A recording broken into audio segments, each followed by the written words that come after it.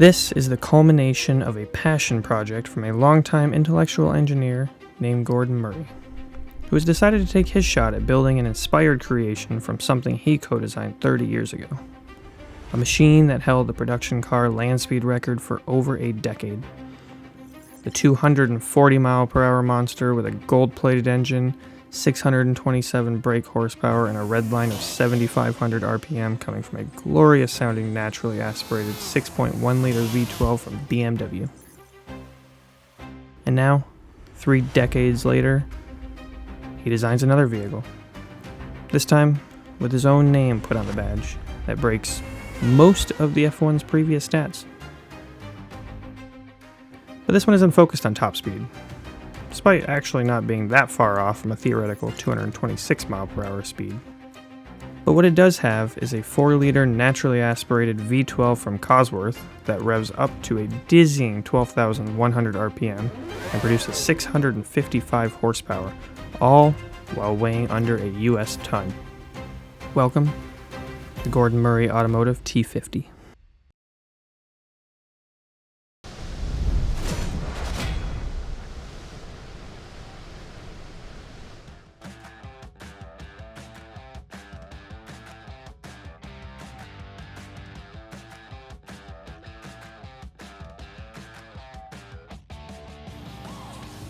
It probably goes without saying that the McLaren F1 is a classic icon and will forever be an all-time great in the supercar world. But it didn't go without its issues, very 1990s issues. Gordon claimed that there were a few things that haunted him over the years that were limited due to the time period of the 90s and the budget constraints for the project. Now, with the T50, he has full control and has been able to take his design to the next level. And boy, does it work. For such a lightweight car with no massive aero wings or splitters, this car is insanely stable. It drives like a small Lotus, agile, focused, nimble. But you do have to be cautious because it does have more than double the horsepower of a Lotus. And due to that, it can be a bit twitchy at the limit. But when you do get the hang of it, it is a car with a power to weight ratio only rivaled by a go-kart.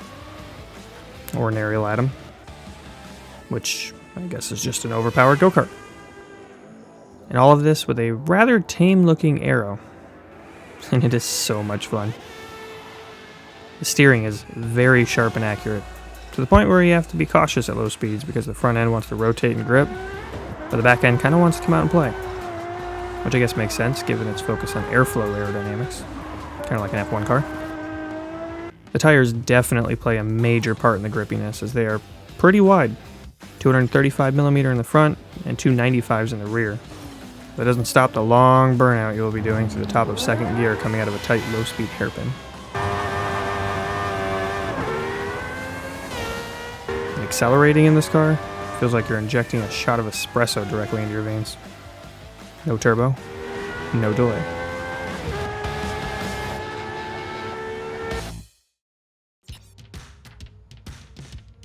Speaking of boost, in Horizon 5, the T50 actually has 2 modes you can switch between on the fly, VMAX Boost and High Downforce.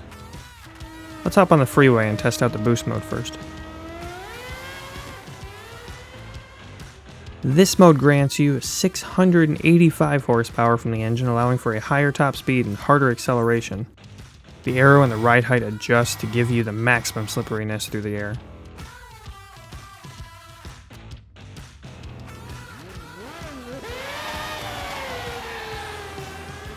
It gets to 60 miles per hour in 3.3 seconds. To 106 seconds. And it's a sub 10 second car in the quarter mile according to Forza.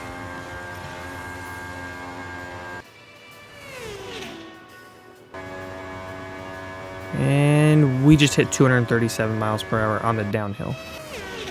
Obviously a bit more than the real life version of the car, but it's also Horizon. And it was on downhill. Now let's switch the mode over to High Downforce. This raises the car up about 0.3 of an inch to allow better airflow under the car and utilize the rear diffusers for added downforce. And it also raises the flaps up on the spoiler. It also limits us to a mere 655 horsepower. Probably barely enough to get this car going, but let's give it a try.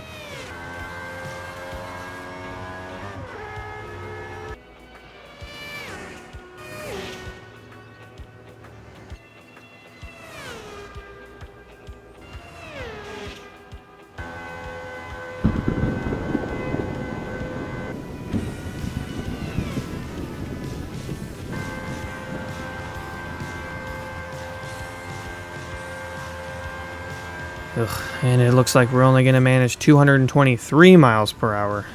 Child's play. Didn't even reach a 226. But the real benefit of this mode comes from its cornering stability.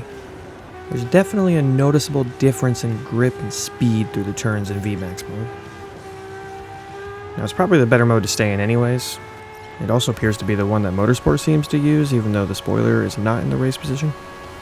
Although I do wish Motorsport had the on-the-fly adjustability that Horizon has.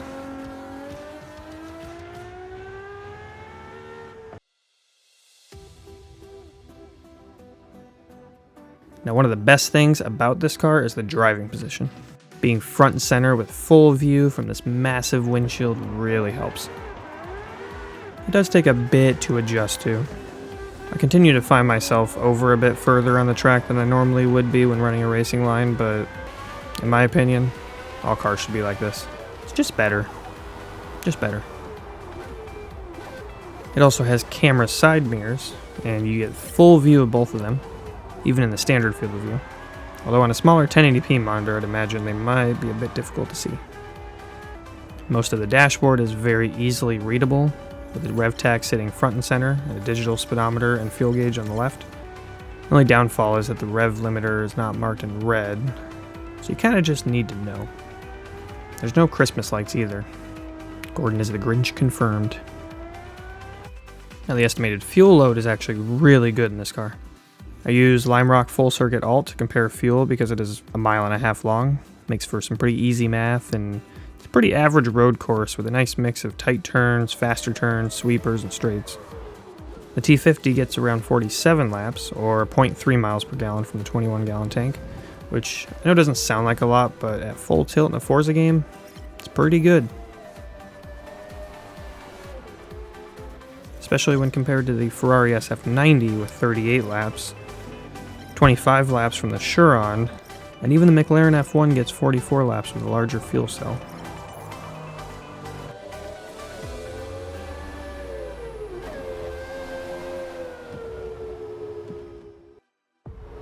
Now, let's move on to the upgrades and tuning available for this car. For a quick rundown, you can tune the tires, all suspension components, and brakes in its stock form. For upgrades in Motorsport, you can modify the ballasts and race weight reduction, although I'm not sure how you make this car lighter. I guess you remove the 2 extra seats. You also can add sport and race transmissions and differentials. For aero, the crappy but adjustable Forza wing and splitter return, as well as a rear bumper and hood pins.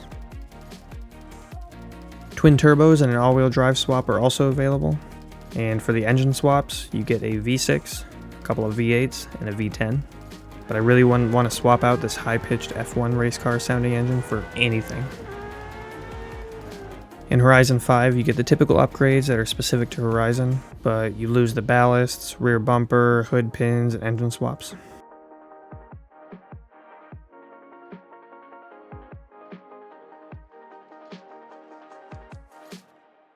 For the tires, you start out with the street equivalent in Motorsport and sport equivalent in Horizon. Front width starts at 235 millimeters and goes to 255. Rear starts at 295 and goes to 315.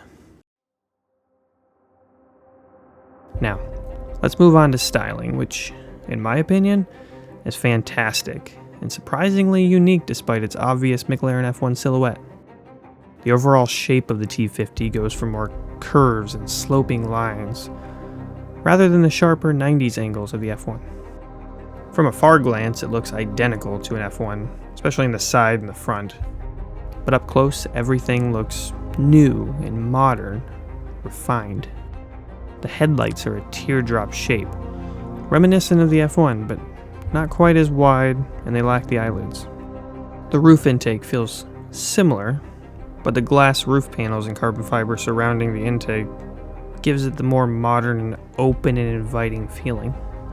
Split side windows, of course, make their return, and the side mirrors sit in a similar place, but are now smaller and sleeker as they are cameras. The doors lose their angular shape of the F1 in favor of a smoother, curvier design element. But the rear end is where the real major difference lies from the McLaren. Apart from the signature round taillights that are now clear, you now have a massive turbine-looking aerodynamic fan that uses the air that is pushed out from the diffusers as a spoiler-like effect, adding downforce without the need of a splitter or tall spoiler to ruin the styling. Now there is still an active spoiler, but now it can be split and laid down when the car is in its drag mode. It also adjusts based on the fan's needs and acts as an air brake. A very open rear grille setup is present to help extract all of that engine heat, but also doubles as a really cool way to see the inner suspension and exhaust components. The saddlebag doors also make their return from the F1, a genius method for storing some luggage in this car. And on the interior, everything is front and center for the driver, literally since you sit in the middle, as stated before. Alcantara lines the dashboard, all of the dials and screens are specifically for you, the driver. The passengers sit on flanking sides of the drivers, but a bit further back, probably in the perfect spot to give you a wet willy. On the whole, the T.50 just might be one of my favorite modern cars, both in styling and sound. It also offers a variety of performance possibilities. Whether you are drag racing, circuit racing, or just going for high-speed runs, it can do it all, and it does it well. It's a true-to-form modern remaster of an icon, while also being unique to anything else out there. This car may not have broken any land speed records, but it certainly has proven what an homage should be, and what you can build if you have the passion, resources, and patience of Gordon Murray. This car will be a future icon, and that is all that needs to be said.